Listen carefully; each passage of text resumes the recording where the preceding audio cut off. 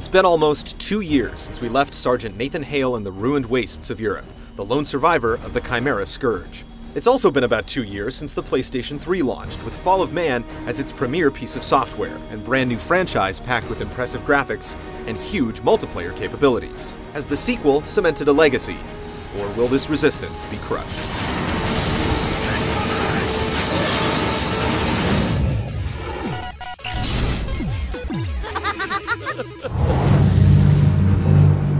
Things pick up immediately after the first game, with Hale being taken in by the Black Ops Special Research Projects Agency, or SRPA. Hale, infected but resistant to the Chimeran virus, joins up with others like him called Sentinels, as the Chimera decide to invade the United States. The game unfolds across the US and a few other choice locales, as Hale and his compatriots fend off the onslaught. Get down! Hale's humanity is slowly stripped away, leaving him as a walking dead for Chimera indoctrination. The tale is told through various cutscenes, in-game cinemas, and background spilling documents strewn throughout the levels. The futuristic 1950s setting never really becomes fleshed out, since most of the time is spent just trying to survive. Yet the story makes for some pretty good action movie material, with constant doom on the horizon and every victory met with another catastrophe. A more tangible, sinister villain also helps focus the ire of the campaign. Soon your skies will shine with our stars.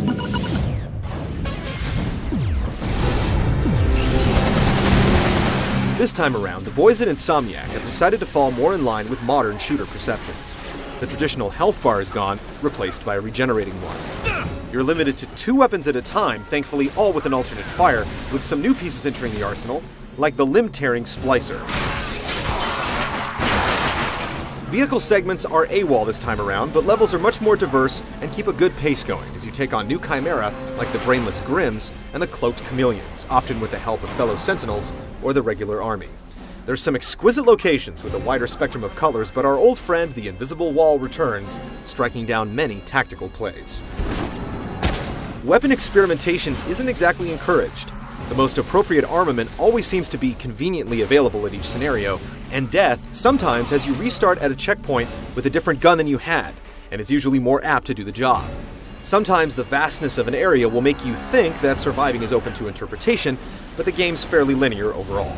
Multiplayer comes in 2 flavors. There's the traditional competitive option where up to 60 players can duke it out in a variety of game modes, and a new cooperative campaign that's unlike anything seen in first-person shooters. Competitive is fun, and the big battles can get chaotic and bloody.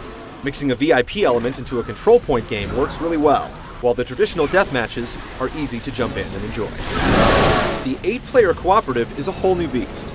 Let it be said, you can't play the single-player campaign with a friend, and cooperative doesn't offer the same style of play. It's more World of Warcraft than Call of Duty. There are 3 classes. One can take damage, one can dish it out, and another can heal it.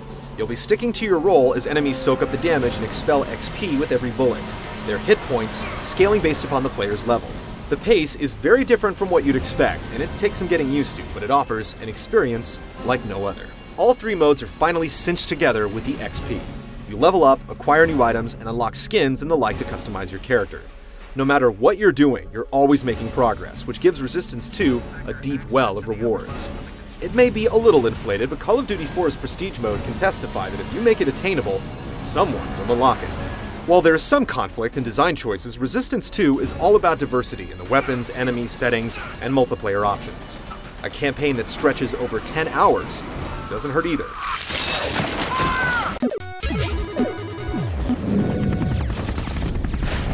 Command, we're in the detention wing and are en route to Daedalus. Resistance 2 gets all the tenets of combat right. The controls feel smooth, with no more 6-axis shake to remove facehuggers, and headshots are appropriately rewarded. The Chimera Horde put up plenty of challenge, more with sheer numbers and firepower than proper intelligence. The Grims are brainless and just swarm, and enemies in general seem to ignore your fellow soldiers and hone in on you. Bosses feel bigger than life until you discover the simple pattern or puzzle to defeat them. Yet there are multiple levels of difficulty and trophies to unlock, and repeated plays of the campaign continue to net you XP. Holy shit! Strike on! Strike on! It can become incredibly addictive. Chimeran shock troops do know how to take cover and exploit yours, and it's one of the few games these days that gets better as you go. Playing with all the weapons in their modes is satisfying, but Insomniac's penchant for creating inventive ways to destroy is a little muted here. Though we realize that some consistencies are essential in creating a universe, a few too many armaments return from Fall of Man. The competitive multiplayer is fine on all fronts, with objective-based gameplay, and breaking 30-man teams into more manageable chunks keeps things motivating. Lag isn't really an issue, even with 60 players in a game at once. Resistance 2 plays like a typical first-person shooter. There's no real hook to the gameplay, but what's here is executed extremely well.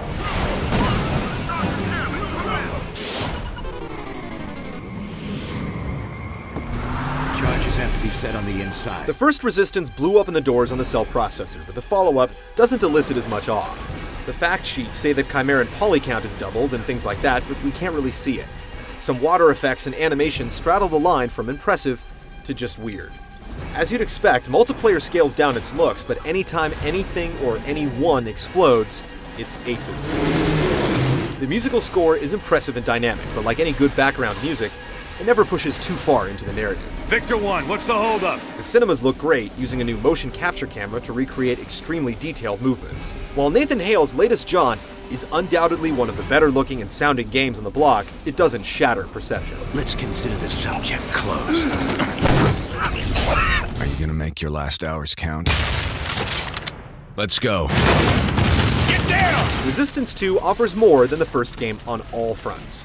A better designed single-player experience, more online mayhem with almost unthinkable amounts of player support, and a unique co-op mode make it easy to recommend.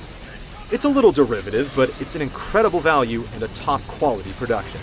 Hopefully, the next Resistance will be a revolution.